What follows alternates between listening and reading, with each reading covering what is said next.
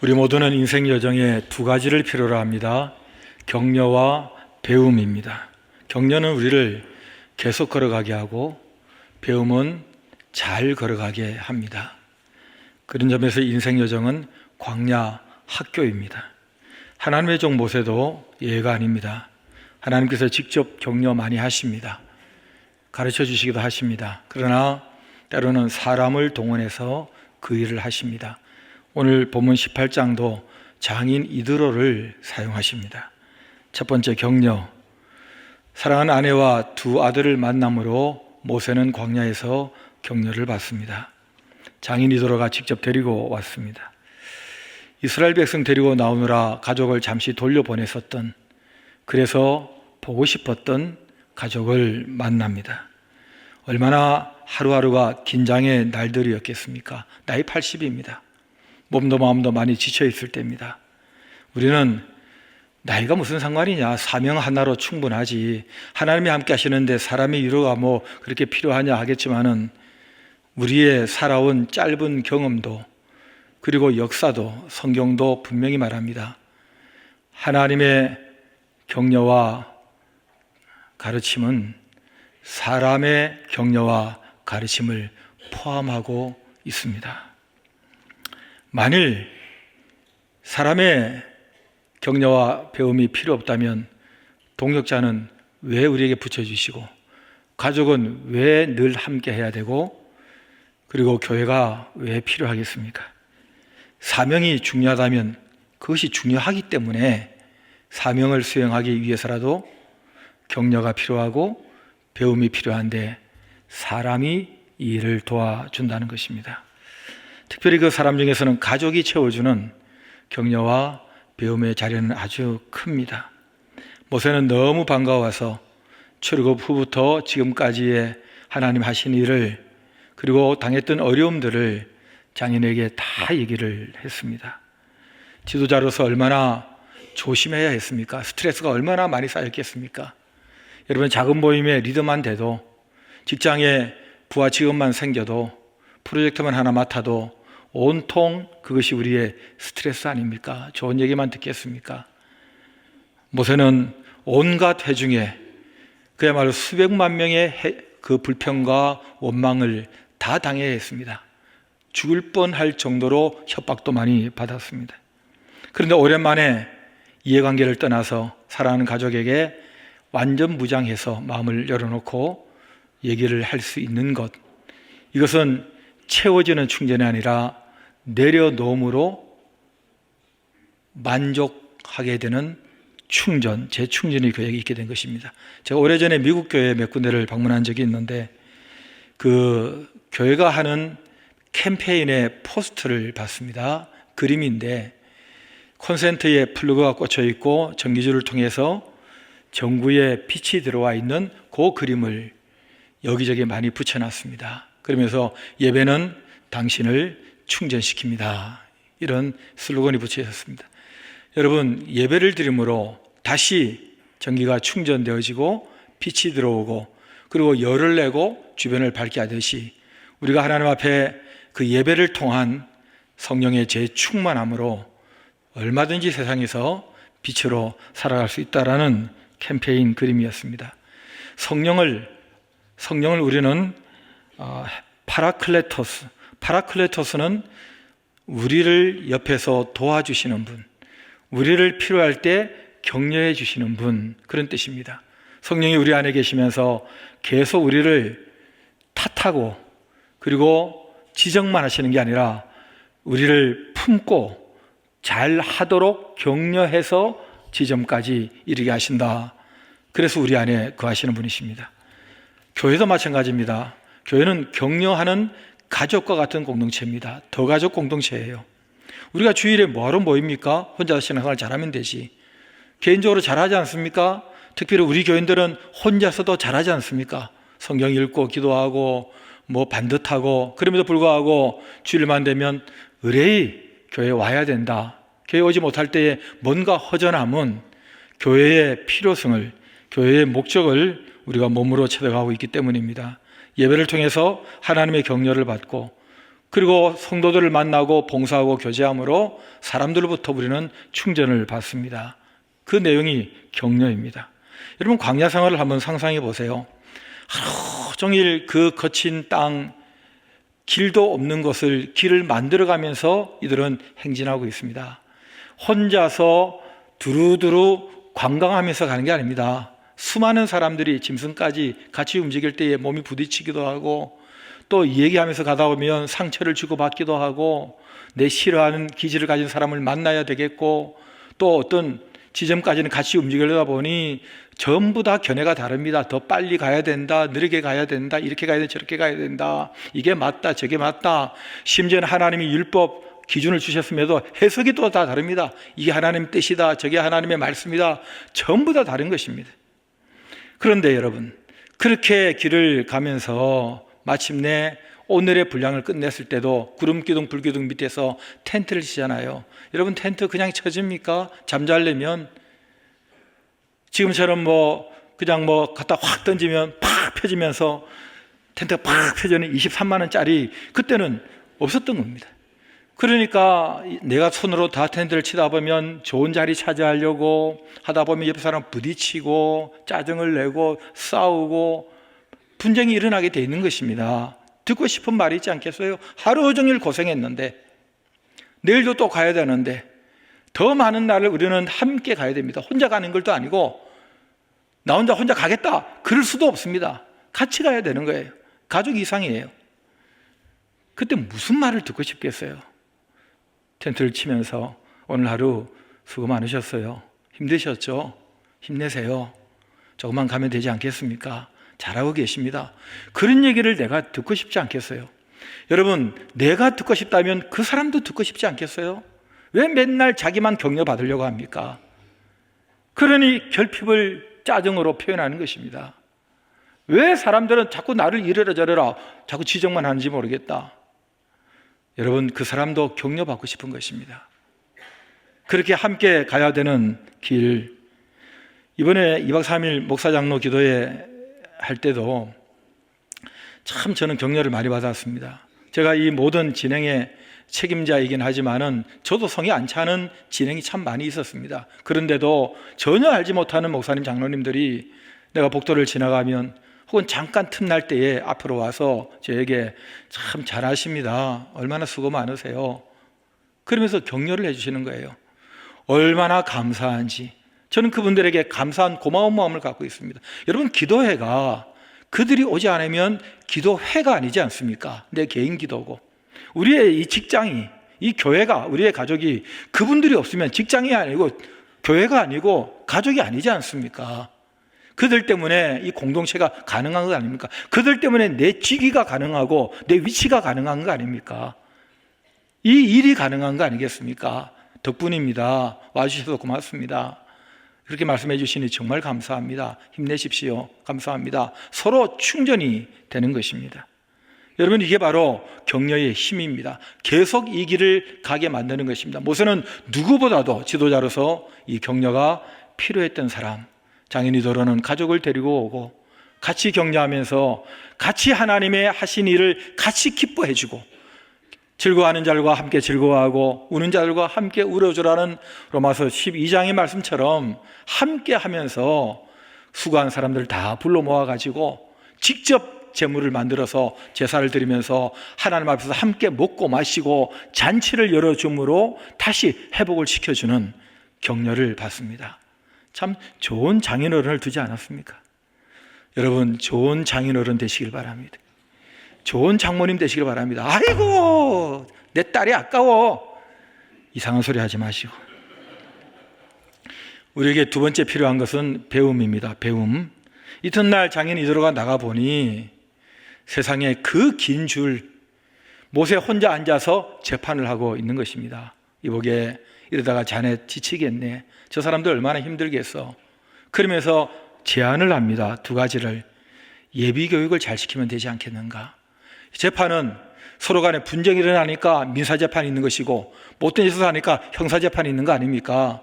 그러니 하나님의 말씀을 더 잘 가르치면 그런 일이 줄지 않겠는가. 예방교육을 잘 하면 좋지 않겠는가. 또 하나, 혼자서 감당하지 말고 정말 정직하고 탁월한 능력 있는 사람들을 세워서 같이 재판하면 저 줄도 길지 않고 자녀도 지치지 않지 않겠는가. 착한 사위 모세는 장인어른의 말을 듣습니다. 그래서 에너지를 아끼고 시간도 아끼고 효율성을 기하게 된 것입니다. 여러분, 열정 하나로 사명을 수행할 수 있는 게 아닙니다. 혼자 하는 게 아니기 때문입니다. 그리고 당장 한 방에 끝낼 수 있는 게 아닌 것입니다. 긴 여정을 가야 하는데 함께 가는 것입니다. 지혜가 필요합니다. 열정은 지혜라는 그릇 속에 담겨 하는 것입니다. 우리가 하나님 앞에 열정을 구하지만은, 담대함도 구하지만은 하나님의 지혜, 하나님의 전략을 구하는 이유가 여기에 있는 것입니다. 일은 수행하는 것이 중요하지 할 수 있다고 고함치는 게 중요한 게 아닙니다. 달리는 게 중요한 게 아닙니다. 제대로 그 목표를 좀 향하여 가는 것이 중요한 것입니다. 마태복음 11장 29절을 보면 예수님 이런 말씀하십니다. 나는 마음이 온유하고 겸손하니 나의 멍에를 메고 내게 배우라. 그리하면 너희 마음이 쉼을 얻을 것이다. 예수님이 온유하고 겸손해질 수 있었던 많은 시간이 필요했습니다. 여러분, 예수님이 입을 벌리면 성경 구절 율법을 막 얘기하시는데 안 보고 하십니다. 외워서 하세요. 어떻게?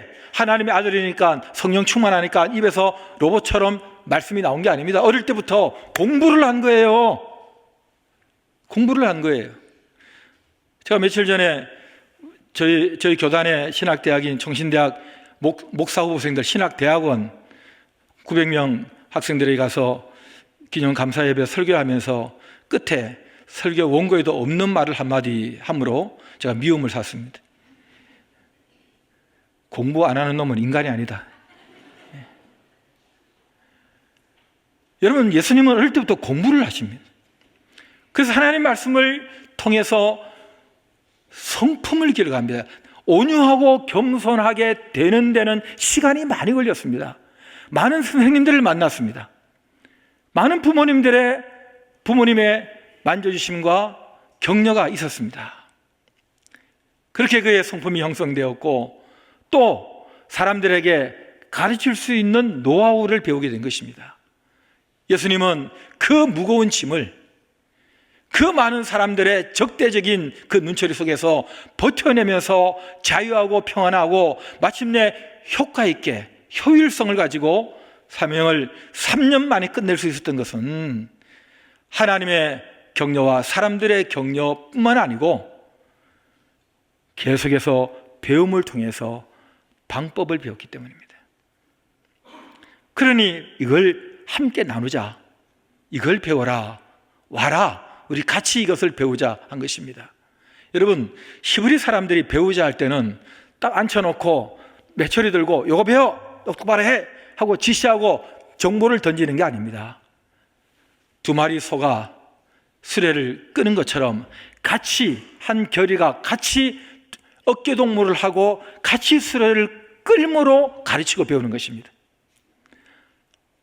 그러니 고참 잘하는 소가 옆에 처음 이 일에 나서는 소와 함께 한 팀이 돼서 파트너를 이루어서 같이 발을 딛고 같이 방향을 잡고 같이 가면 옆에 어깨동무이기 때문에 같이 몸으로 체득을 갑니다. 그리고 같이 그 길을 가는 것입니다. 배우라는 것은 이렇게 배우는 것입니다. 그래서 예수 그리스도의 영이 멀리서 말씀으로만 지시하는 게 아니라 우리 안에 들어오셔서 우리를 구체적으로 인도하시는 것입니다. 함께 하시는 겁니다. 동행하시는 것입니다.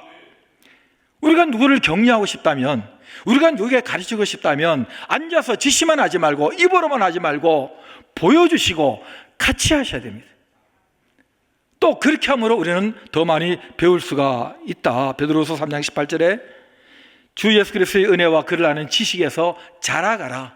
시간 걸려서 예수님처럼, 예수님이 계속해서 매일매일 우리에게 베풀어 주시는 그 은혜를 통해서 자라가라. 이걸 구체적으로 훈련하는 것이 바로 교회입니다. 교회. 모세는 이 광야 여정 가운데 하나님의 구약 교회를 이루고 있는 그 속에서 제대로 좋은 스승을 만나게 된 것입니다. 그분은 바로 가족이었고, 여러분 뒤돌아보면 얼마나 고마운 분입니까? 왕자로 있다가 어떻게 한번 해보겠다 하다가 사람 죽이고 도망가가지고 광야에서 몸 하나 기댈 것도 없을 때에 사이로 맞아준 어른이십니다. 그리고 40년 동안 광야의 목자의 삶을 살도록 멘토가 되어주신 분입니다. 그가 80이 되어서 하나님의 부르심 받고 출애굽의 지도자가 되었을 때도 그의 속에는 이미 어떻게 이 40년을 가야 될지 지도를 갖고 있었습니다. 그 지도는 누가 그려준 겁니까? 어떻게 그 지도를 품고 지도 리더십을 발휘하게 된 것입니까? 지난 40년 동안 우리 장인어른이 스승이 되어서 양신의 법을, 그리고 광야를 살아가는 생존법을 그에게 가르쳐줬던 것입니다. 좋은 스승을 만난 거예요. 그리고 이제는 또 지쳐서 힘들 때에 가족들을 데리고 와서 다시 격려하며 힘을 북돋아 줍니다. 참 좋은 어른 아닙니까? 우리 교회 사역무장반에 멘토링의 기술이라는 과목이 있습니다. 그 대표적인 롤 모델로 바나바와 바울을 소개합니다. 이런 바나바는 본명이 아닙니다. 요셉이라는 이름을 가졌는데, 사도들이 예루살렘 교회에서 신앙생활하는 요셉을 보니까 너무 사람들을 격려를 잘하는 것입니다. 너무 기도를 열심히 하고 너무 대단하게 봉사에 설치고 그러지 않고 사람을 귀하게 여기는 것입니다. 사람 한 사람 한 사람을 잘 세워주는 것입니다. 그래서 별명을 붙였습니다. 너는 위로의 아들, 격려의 아들이야. 격려를 참 잘하는 사람이야. 그 뜻이 바로 바나바입니다. 그리고 바나바란 본명처럼 쓰여지게 된 것입니다. 여러분, 바울이 전격적으로 회심을 합니다. 하나님께서 그를 회심시킬 때는 사람을 변화시키는 교회 공동체를 곳곳에 세우기 위함이었습니다.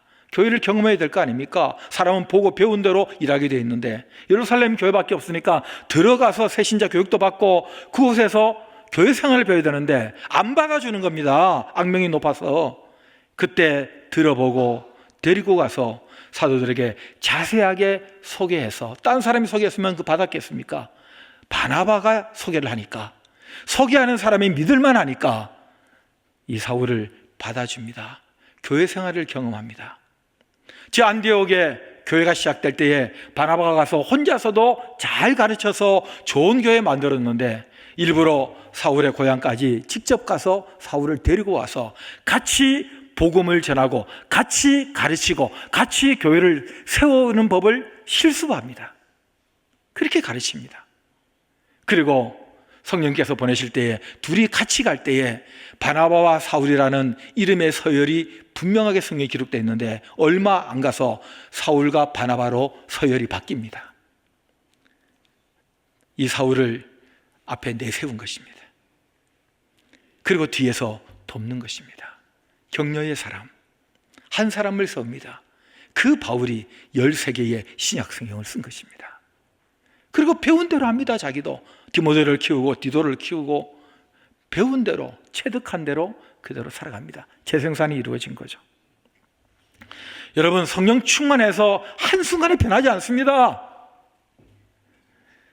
하루 저녁 철학 금식기도 해가지고 불 받았다고 사람이 하루아침에 변하지 않습니다. 여러분,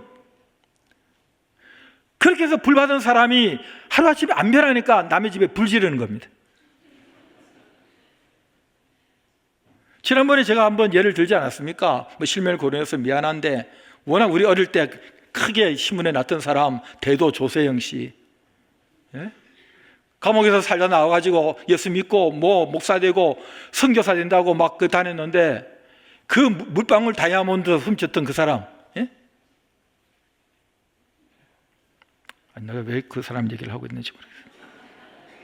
근데 이제는 막 간증하고 서대문 교회만 안 왔지 웬만한 교회 다 갔습니다. 그랬던 사람이 또 남의 집을 넘었습니다. 하루아침에 변하는 게 아닙니다. 오랜 시간 속에 끊임없이 수많은 사람들을 만나고 수많은 영향을 받고 수많은 일들을 경험하면서 이게 맞구나 하고 확인하고 이게 아니구나 하고 확인하고 깨닫고, 그러면서 우리는 점점 내 안에 계신 성령님의 격려를 통해서 예수 그리스도의 제자다운 제자로 변화되는 것입니다. 시간이 걸립니다. 배워야 합니다. 누군가에게는 배워야 합니다. 그리고 배운 대로 누군가에게 가르쳐야 합니다. 이것이 이 땅에서 광야 학교를 살아가는 방법입니다. 오늘 교사주일입니다. 저희 가족 얘기하고 마치겠습니다.